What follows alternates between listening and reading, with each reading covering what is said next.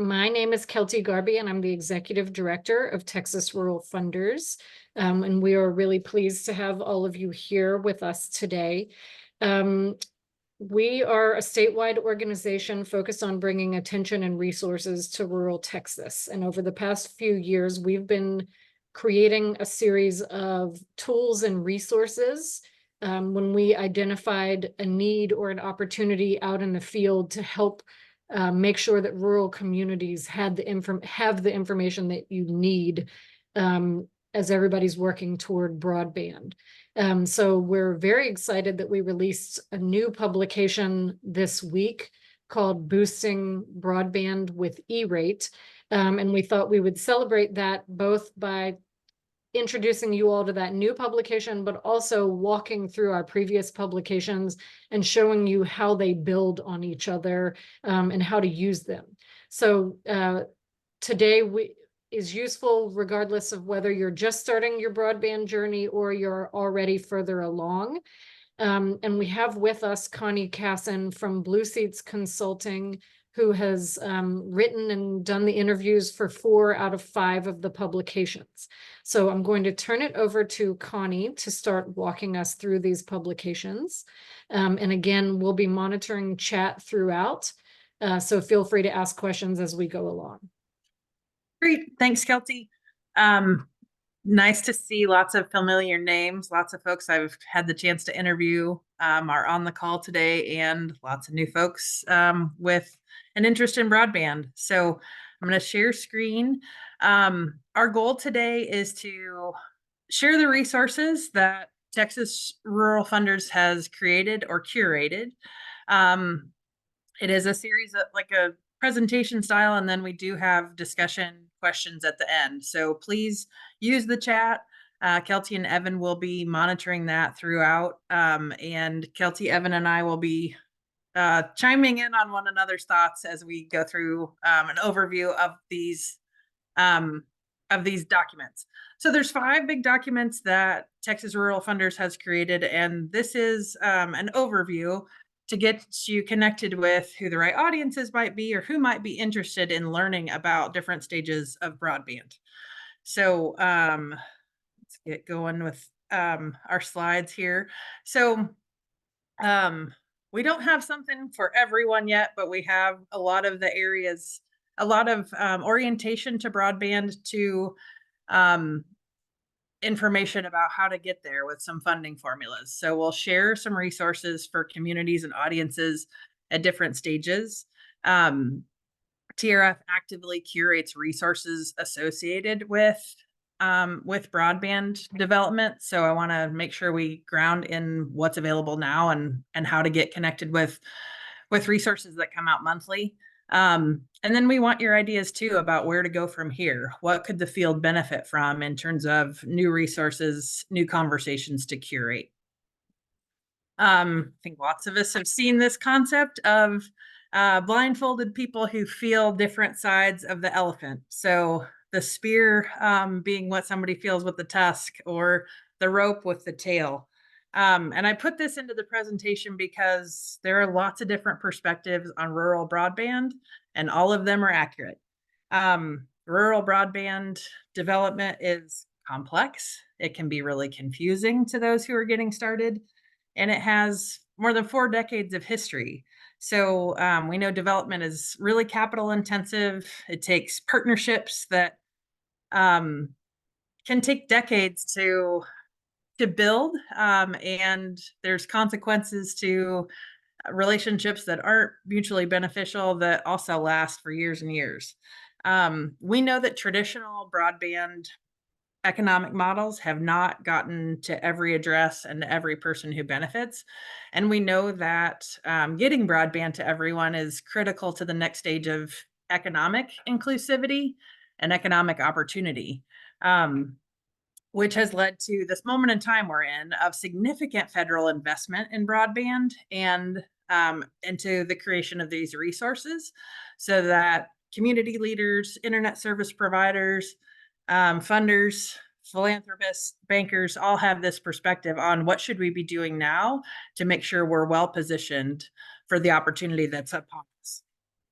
So with that, I'll talk about the first document we created. This document, Broadband Stories from Rural Texas, was released just about 3 years ago. So, on the heels of COVID, when we were learning about what one-to-one initiatives look like and understanding like what were the systematic pain points, um, this document was an incredible like moment in time of where we were about some of the success stories and proof points and some of the pain points that were experienced in a variety of counties around the state.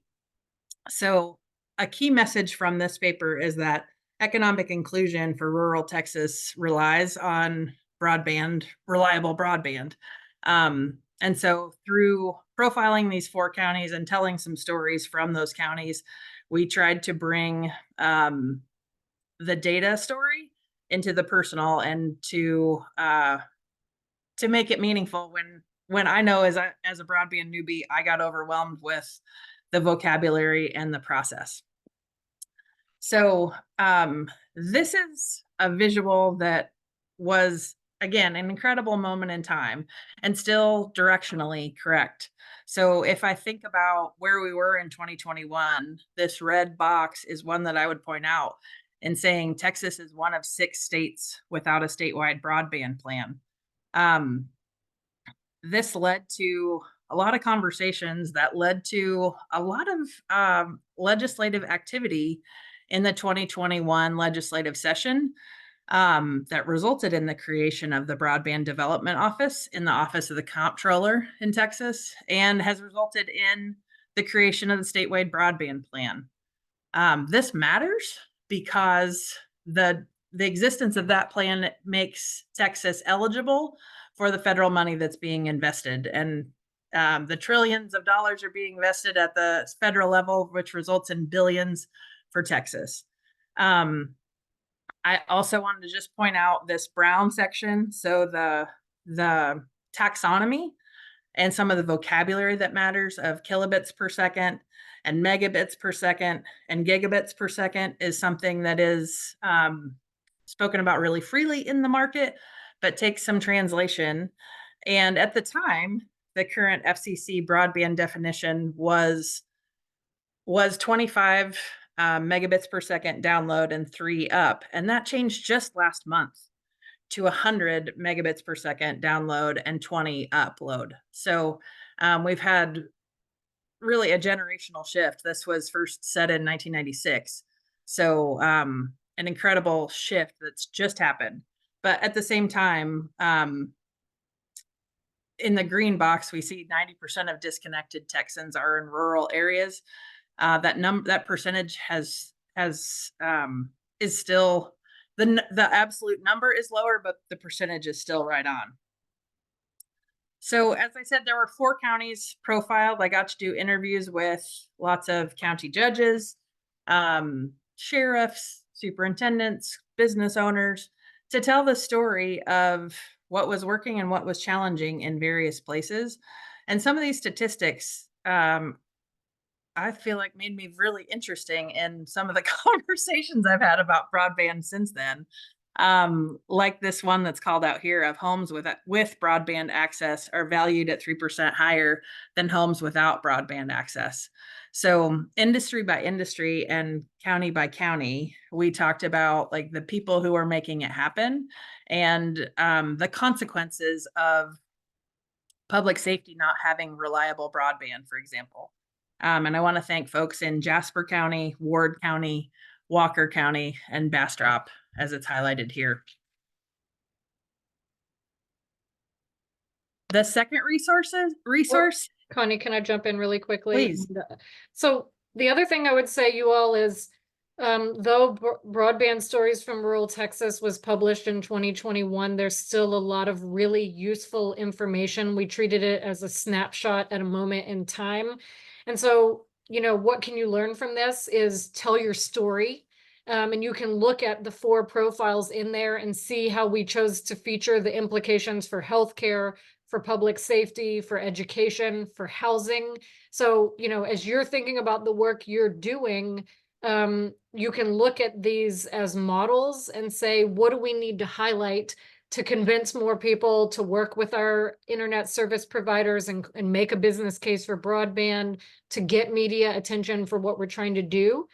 So that's how I would use it. And again, as Connie said, though the definition of broadband changed about 2 weeks ago, it shows the pace of change. So we were writing about this in 2021. So there's still a ton of directionally correct things in here that you can draw from. Thanks, Kelsey. In having these conversations with folks across these 4 counties and some other counties that complemented these stories, we recognized that there was a repeatable process that counties used in order to secure broadband in their areas. And that resulted in the creation of Get Connected, Y'all. This is a guide, a project management guide for securing broadband that takes that I think is really helpful for representatives from anchor institutions, businesses, hospitals, about what collaboration it takes to secure broadband in rural communities. So this one pager lays out the process that's then explained in more depth throughout the rest of the paper. And money is often the limit that that when I have had conversations about broadband, it feels intimidating. But there's concepts of shared vision and partnership and prepared customers that are also the elements that make for successful implementation. I think there's, again, to the moment in time, like as we prepare for the distribution of BEAD dollars, gathering your broadband team and identifying what your vision is, like the time is now to get started on some of these processes. So gathering your broadband crew is where it starts. I think this is a time to, as I think about what change looks like in my rural Iowa community, there's some usual suspects that we would call on. And I think part of the point with this is to look beyond the usual suspects of those who work on clean water or affordable housing or what those things might look like. Young people have very crisp ideas about what they want broadband to enable them to do at, like, regardless of location. And small businesses are another player here too. So the collaboration is a key theme that we just wanted to highlight on this with this one. And I would also add that they're not called out here. You'll hear much more about libraries later in the presentation, but an example of when you're gathering your broadband crew, you may think immediately of school districts or colleges or hospitals. Don't forget the libraries across your region. So I think it's one, who are the usual suspects, and then spend a little time thinking about who else do we need to bring to the table. And so this is the first of 9 steps. Connie, I'll hand it back. Great. And the fourth of those 9 steps is verifying the current conditions. So when I think about a lot of the popular conversation about how to prepare for broadband, it's centered on where are we now? And what we've known about communities that can powerfully advocate for themselves is that they have come to understand that the FCC maps are often overrepresented about the availability of internet service and the speeds. So you may have seen speed tests or map challenges that TRF has helped facilitate. And I think this part of the process of not just trusting what's reported, but to actually verify creates a different and more accurate starting point that enables you to get to the goal together. So with that, one of the other pieces that I want to call out about the 9-step process is celebrating small victories. We know from every community that I've talked to and every leader that there is no quick fix for broadband development, and celebrating accomplishments along the way, like completing technical plans or securing some startup funding. It's a long time till it's done, and then it feels like it was always there.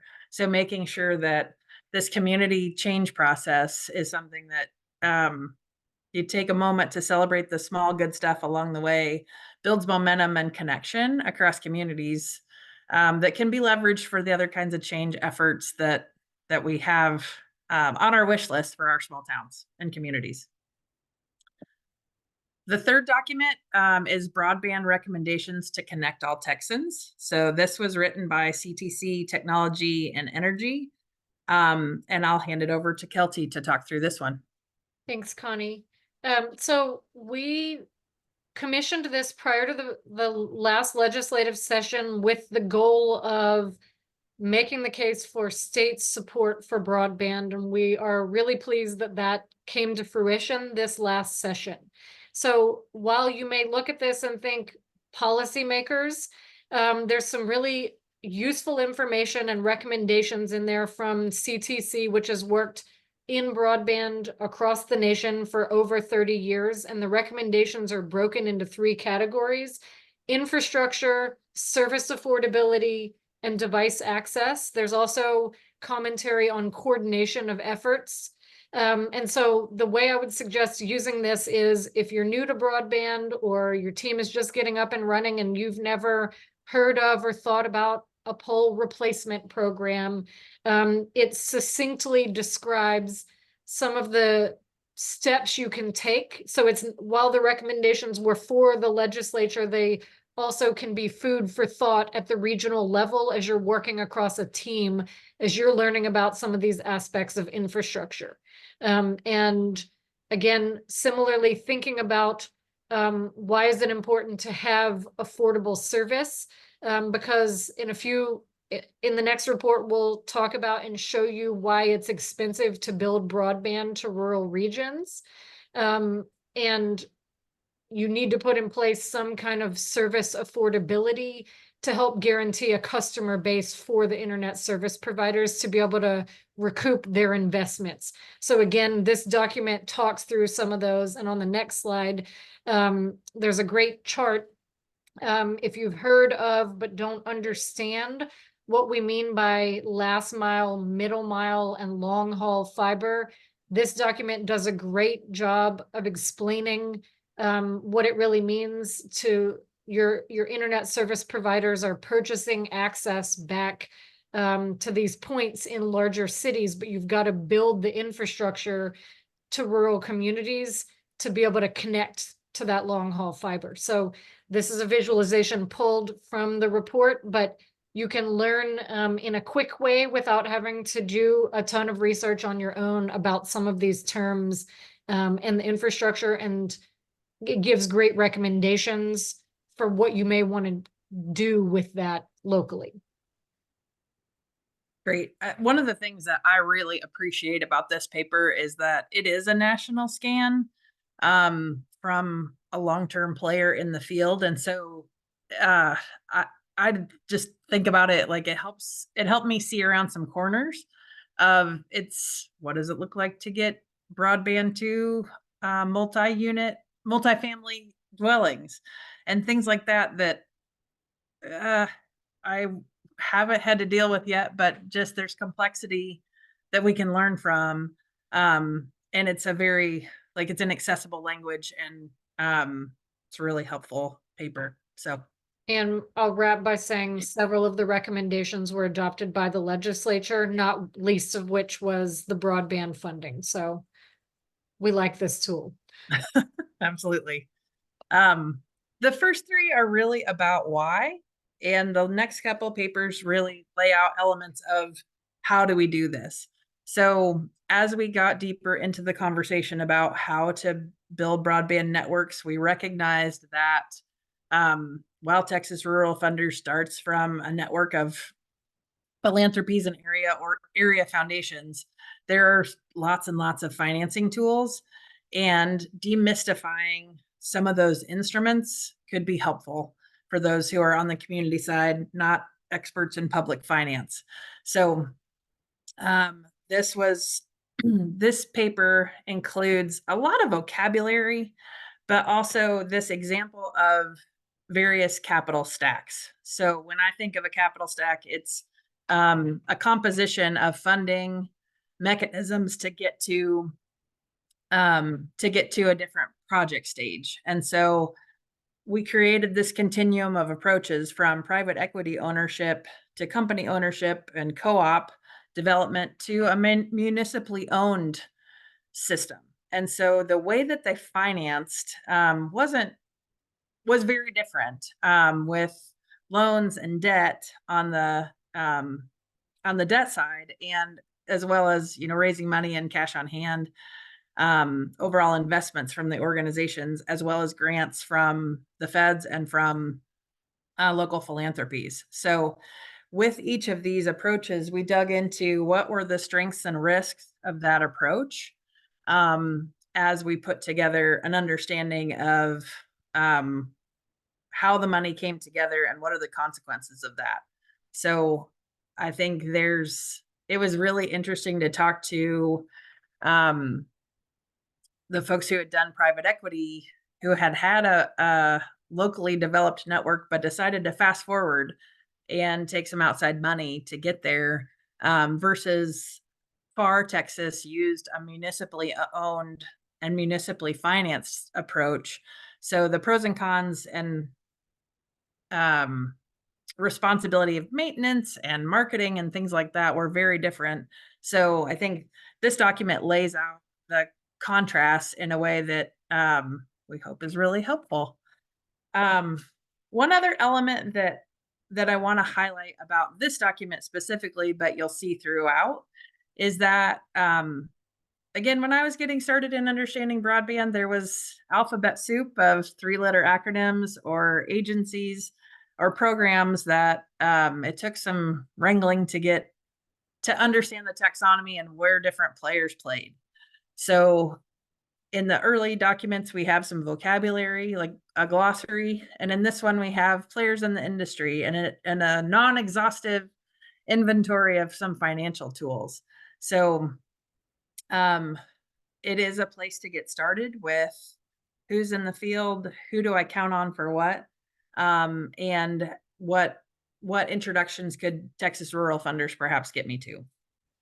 And I would say, more than anything with this document, we wanted to demystify how different rural communities are funding their broadband and show you that there's not one right way. And I know many people are waiting for BEAD dollars. I think it's also a reality that not all communities are going to access BEAD dollars. And so if you're kind of ready to get going now, we wanted you to be able to see that there are other communities that have started the process, and it's an iterative process. And so you may start with one set of money and then build to another part of your county or another part of your region with a different set of dollars. So again, there's not one right way, and we wanted to show you what that looks like so that you understand the options that are out there. Thank you. There's one visual that I think summarizes and synthesizes more information than maybe anything else we've published. And this comes to Texas rural funders through the analysis of Jennifer Prather of Totelcom, an internet service provider based in De Leon, Texas. This visualization compares the density of locations per mile, the cost per subscriber, and the years to break even across 3 different environments. And so some of these things are intuitive when you think about towns are probably more profitable than exactly what it means to bring internet to a ranch. The economic markets have served who the economic markets can profitably serve. But I think this visualization of what does it actually look like, and what is the case for if we do want to, you know, take a lesson from the universal service that happens with telephones, or that was invested in with telephones, and what does that take for internet, and for broadband internet, there's a clear call to action for investing federal dollars in startup costs, so that operational costs can be managed by local internet service providers. So, so this is the time for rural areas to get plugged in. I would also add here, you look at this and our goal is for you to understand, sometimes it's confusing why there hasn't been broadband in rural areas in the past, and you see that it takes 30 years to get a return on investment in a place where there are 2 locations per mile. And what I always like to point out is that in urban areas, in cities, it's customers per square foot versus rural where it's customers per mile. And so what you want to think about is how many people can we gather together? And this is the pitch for include the libraries, the school districts, the clinics, everybody that you can get to participate. You want to be involved in this process so that you can make a business case. And so this is the chart that we hope will help explain that to you all, or that you can use when you've gathered your broadband crew and are having these meetings. Great. I think it also it puts into context, there have been solutions that have brought internet to some of the more remote locations, but we've found that those are often variable in quality, reliability. We've come back to the definition of broadband as a driver throughout all of this analysis. So as we think about the latest and greatest, Boosting Broadband with E-Rate is a resource that was published just this week. In thinking about the financing tools that are available, we found an opportunity to amplify the story of E-Rate. So E-Rate is a federal investment in technology for schools and libraries and collaborations between the two. And based on an area's poverty rate, E-Rate subsidizes the development of networks and technology investments between 20 and 90%. So my background is in big school districts. I worked in Denver Public Schools, and E-Rate was something we talked about in terms of our bond and how to amplify our investment. And then I came back to my town of 700, and it wasn't on anybody's radar locally, or it's just too hard. So for those who are not familiar with E-Rate, one goal of this document is to explain what it is. For those who are familiar but intimidated, it talks about what are the roles for the school or library and what partnerships exist to help make this more accessible. And for those who are experienced, there's some really inspiring stories that I was able to translate through some interviews. So this one pager sums up lots and lots of federal policy.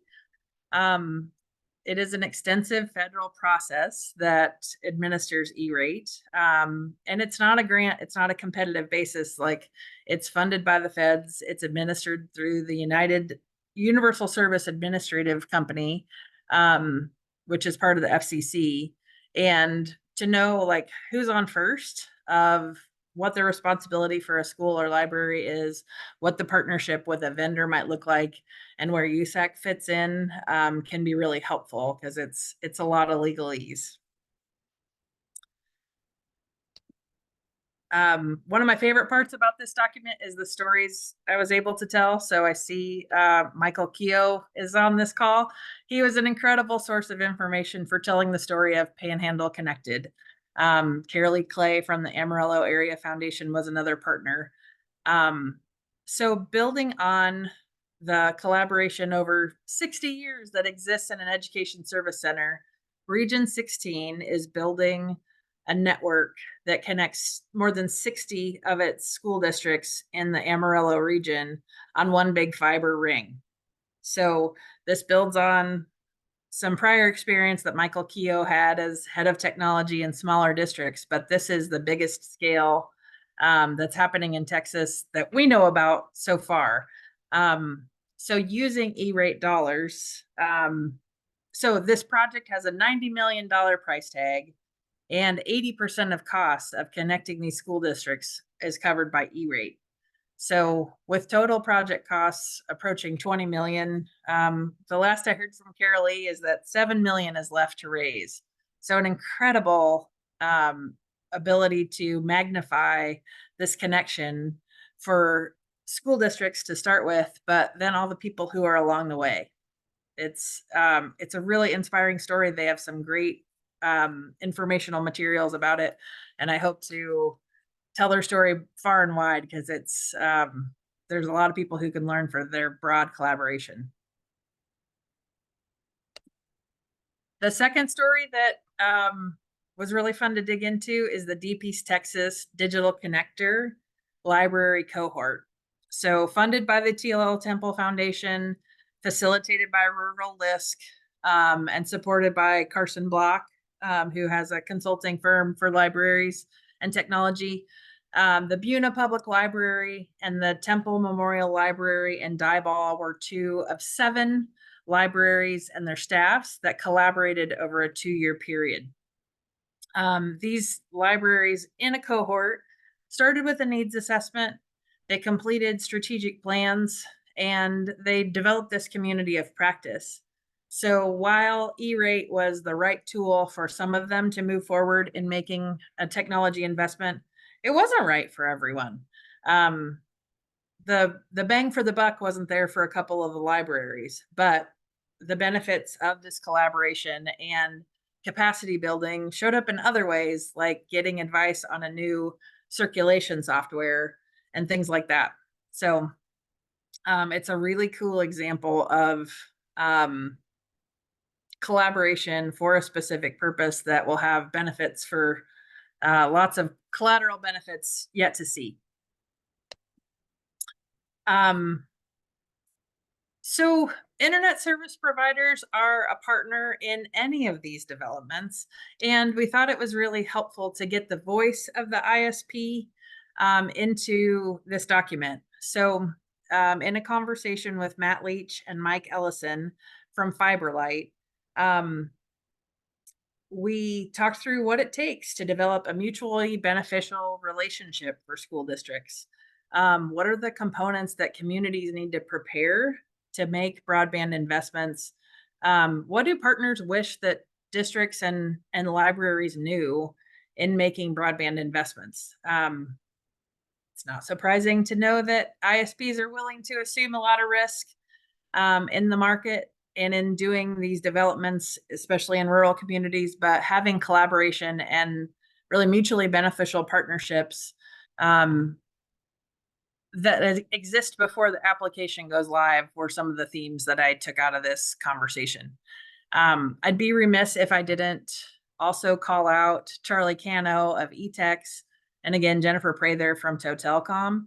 They have been really consistent advocates for rural broadband development and technical assistance providers for me in helping to understand, again, the various fields of the elephant and what the different perspectives on broadband that we need to tell the story of might consist of.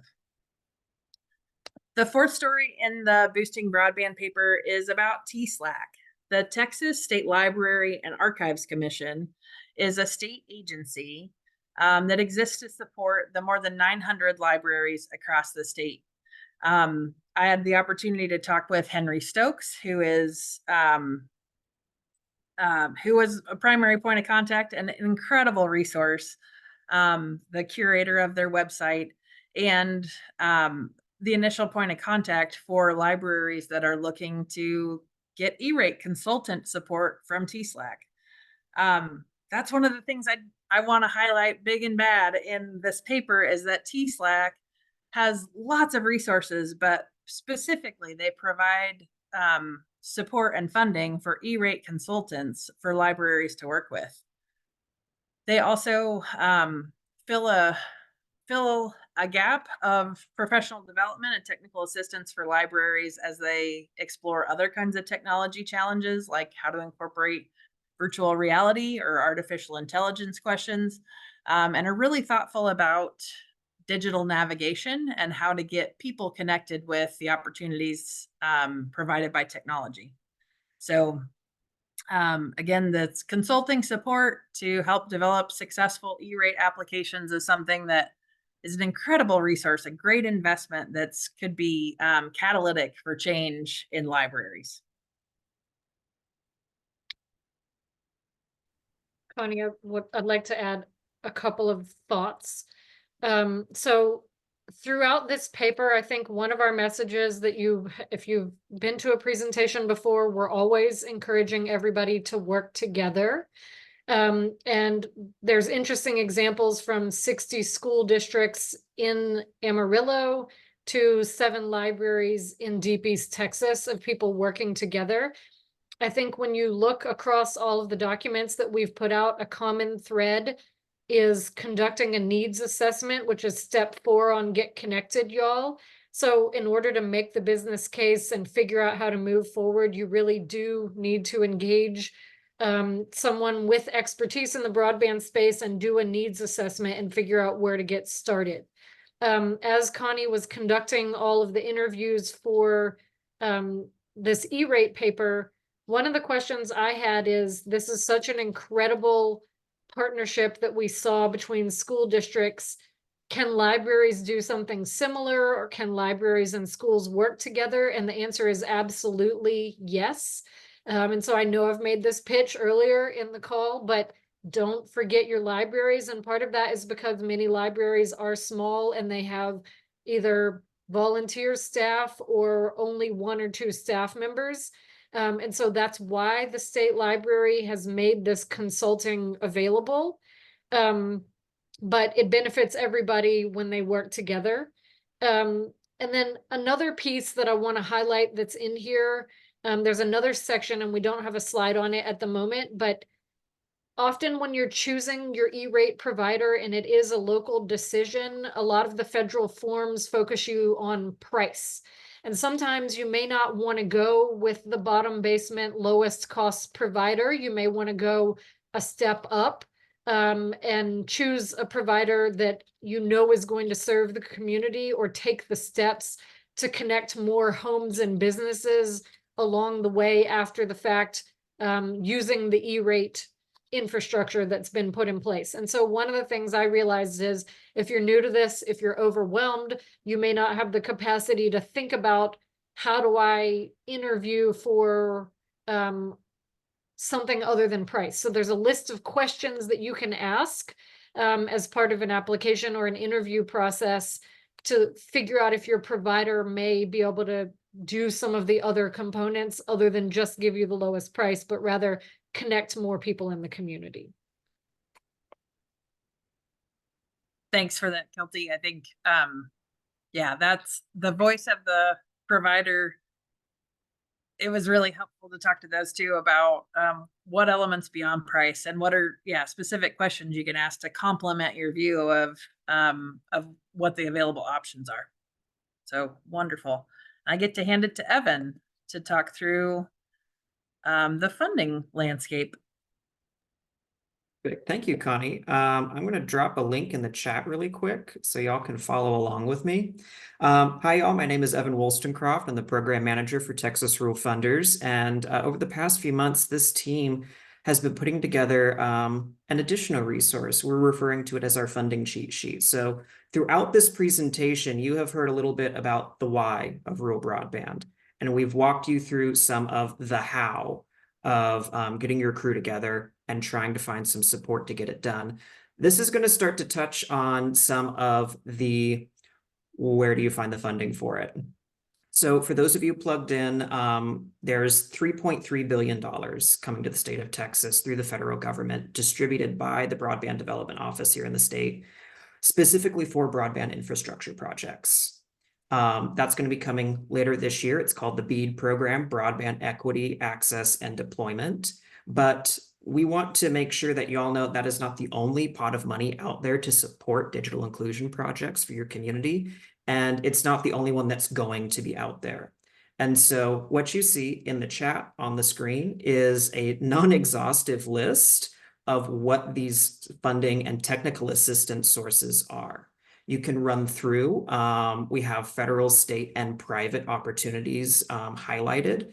A couple that I'd like to bring to your attention. First off, USDA, the Department of Agriculture's Rural Development Team, has a state office in Texas, and they have a treasure trove, a whole suite of different funding opportunities, from grants to loan guarantees that can fund telecommunications infrastructure in a number of different program areas.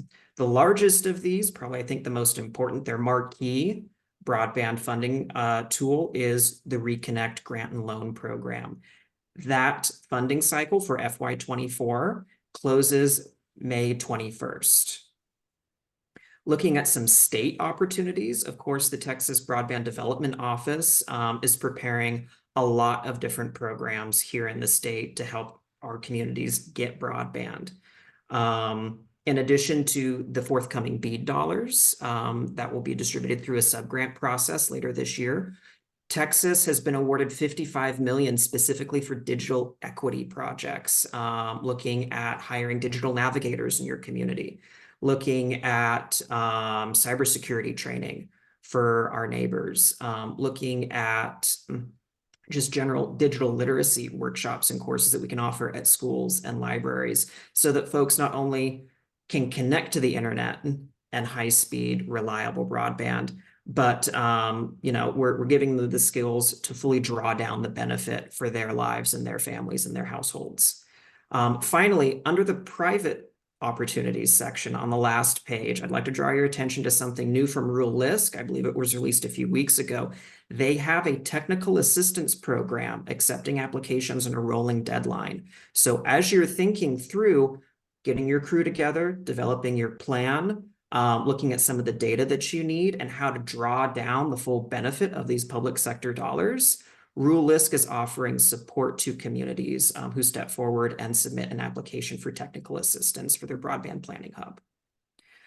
We will continue to update this. This was just updated early this morning. And so we hope to keep this as a fresh resource for y'all. But if you see something missing, please just remember, this is just kind of a survey of what we know that's out there. And so if you know of other great sources for broadband infrastructure funding, but also digital inclusion projects, digital navigation, literacy, technical assistance opportunities, workforce development, with all this infrastructure coming to Texas, who's going to build it? Send it our way so that we can get it in here and that we can share this resource and these informational pieces out to as many folks in the state as possible. Great, Evan. And where that information gets collated is the rural resources section of the Texas Rural Funders website.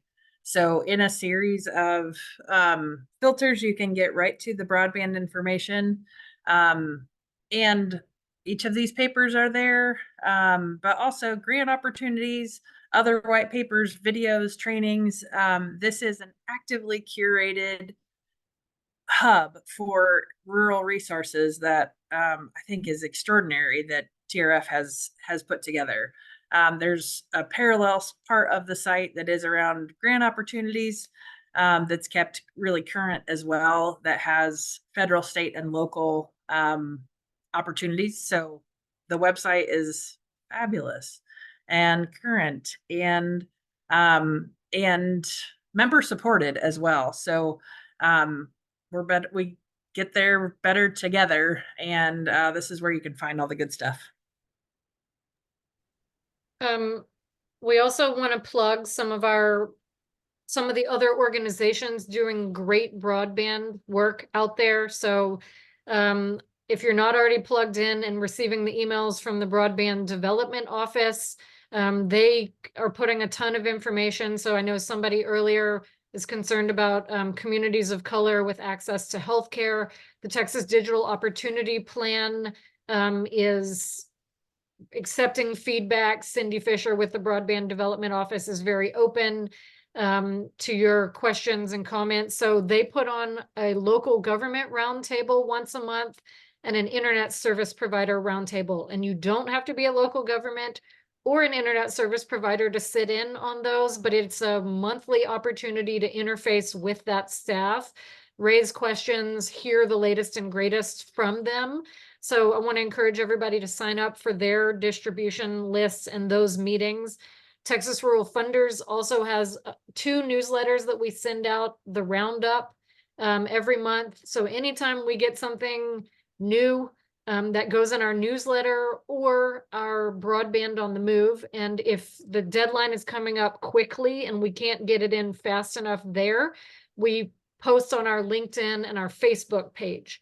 But there are other organizations, Next Century Cities. All you need is one elected official from any level of government in your region to sign up, and there's free technical assistance and great information from Next Century Cities. The National Digital Inclusion Alliance has a listserv that is almost overwhelming, but full of great information, and you can sign up for that for free. Shelby, SHLB, schools, I don't know if it's hospitals, libraries. This is a policy-focused coalition. So on our website, what Rural Resources really is all of the information we have come across, sortable by content area. So we are not a broadband only organization. You can see that it's sorted there by broadband.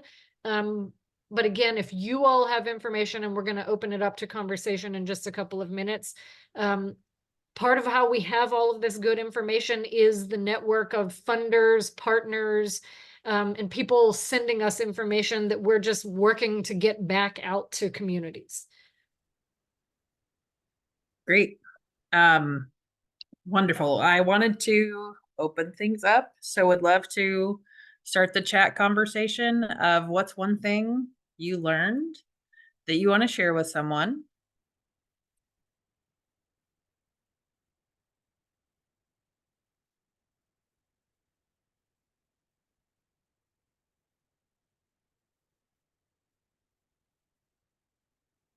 And then I just had a closing thought. I've learned a lot from meeting and reading the work of Dr. Christopher Alley. He's now at Penn State. He wrote a book called Farm Fresh Broadband that is a policy retrospective, but also highlights incredible proof points across the country. He was also a keynote speaker at the Texas Rural Funders 2022 Broadband Summit. But this quote is one of my favorites. At the end of the day, broadband isn't about policy, politics, money. It's about people. Broadband does not eliminate inequity, but everything can be better with broadband, from homework to work, to voting, to health, to talking with grandma. Better broadband is a call to end digital divides in the United States. We spend a lot of time in the how, but this is the real why for me. And I think it's a quote that inspires me a lot in thinking about, like, why are we trying to do all this? Why good enough isn't good enough. So with that, would love to invite people to come off mute and think about, Kelty, I don't know how you, like, I'll hand it over to you to frame this question the way that'll be most helpful for you. Okay. So we do want to either answer any questions that have been raised by the presentation about these publications, but also if you've heard something today and thought, oh, here's another resource I need to do my work better. The vast majority of these publications came from somebody asking a question or us finding out about a really interesting partnership, and that became the kernel of a larger document. And so we will take in what you share either in chat or in discussion. We'll stop sharing our screen and go to gallery so it can feel more engaged. But we are open to have a conversation, answer questions. So let me stop and see what you all are thinking.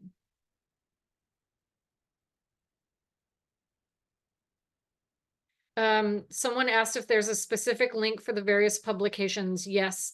So we'll send a follow-up email today. If you want to get to them quickly, they should have been in the registration, and I don't know, depending on how you signed up. There was an email that we sent out that actually links to all the publications except for E-rate. We will, in short order, turn around and send the links again, including E-rate. We can also send you all, if it's useful, an email template that you can personalize. So if you have partners that you want to share particularly the E-rate document, or any of them, we'll put together an email template that you can forward.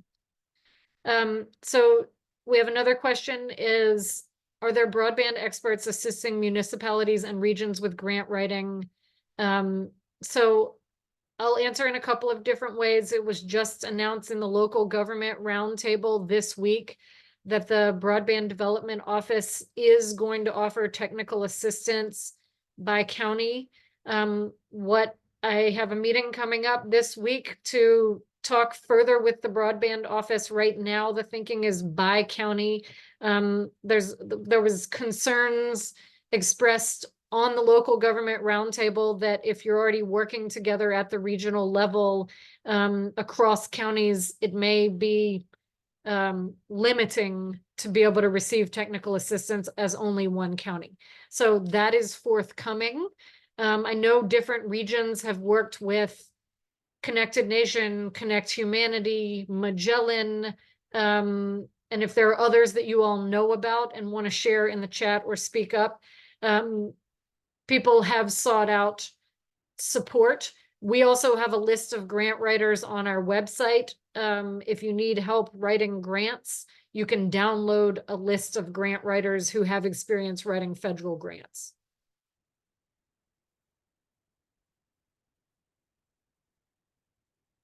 Any other questions or comments?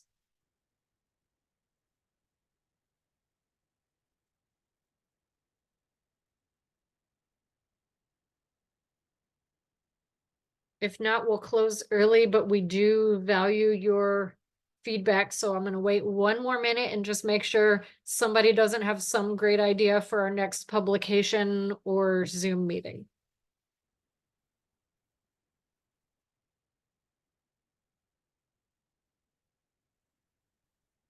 I do have a question for you all, if you'll indulge me. So I got a message during the meeting about operation and Matt operationalizing this on the local level. Texas Rural Funders is quite willing to do a similar presentation about this suite of resources, or if there's one particular resource that you think would be interesting for your community to hear about, or you want to share with your partners. We also want to empower other people to use these resources. So, for example, we're open to putting together a PowerPoint presentation on E-rate and sharing it out with people so that you can help guide your own coalition and region. But I want to see, Matt or others, if you have thoughts or questions about ways that you would use this information at a regional or local level. Kelsey, I can speak to that. Definitely for Methodist Healthcare Ministries, you know, we have our grantees across our 74 counties. We bring them together quarterly. We're having our April convening in a couple of weeks. So we could definitely, we had a couple of PowerPoint slides. We definitely love to share this out. And then we're creating a resource page as well. And I know we can link to everything you guys do, but if you guys can have something that we can share as well as we're sharing as we meet with other municipalities, that's something we can definitely do. Okay, that's helpful. Thank you.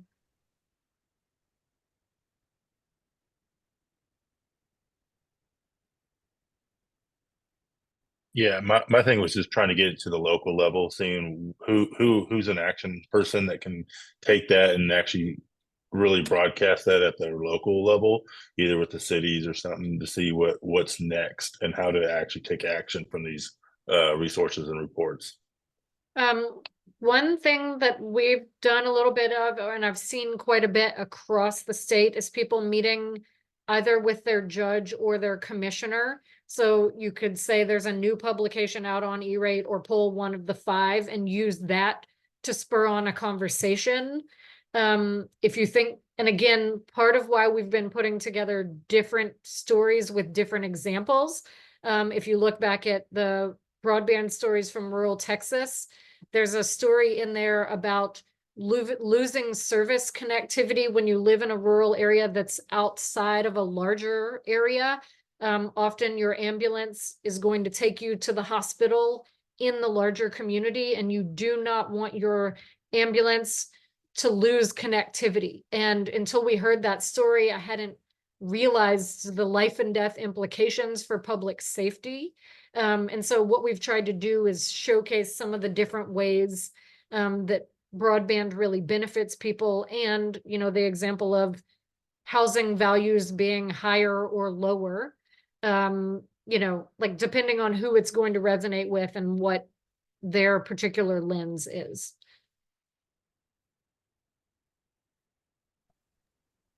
Yeah, and I'm also trying to bridge schools and community as one instead of using two separate avenues. You know, why pay things twice? You know, it's trying to build local government and schools to provide the best solution going forward. That's part of what I love about the E-rate paper is we, again, started knowing that Amarillo had done an amazing job, and we were trying to dig into what made this possible. And so there is trust. I think some of it is looking for what's the trusted anchor institution that can help convene everybody, which is what the Education Service Center did. But it's different region by region. In some places, it may be a health clinic or hospital. In some cases, it may be the Council of Government. And so, again, you'll see that across the suite of resources.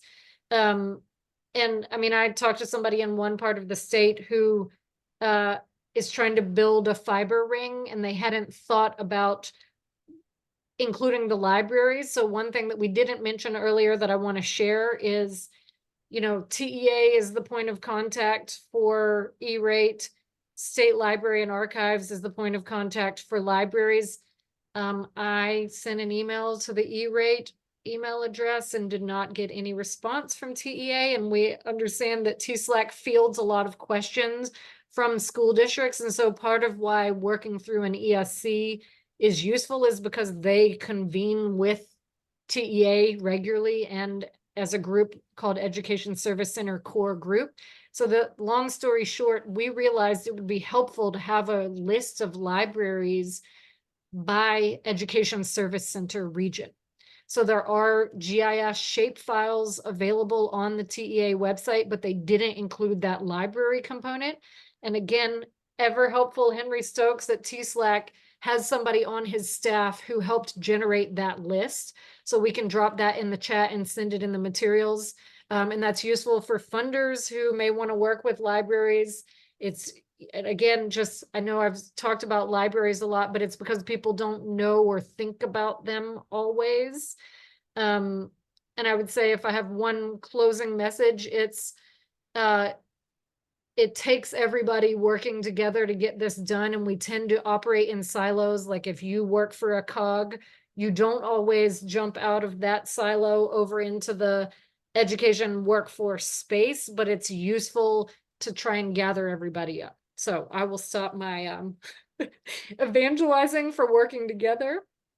And Evan's dropped in the chat the list of libraries by Education Service Center region. And we are at noon. I'll see if there's any last minute questions or comments, and if not, we will close.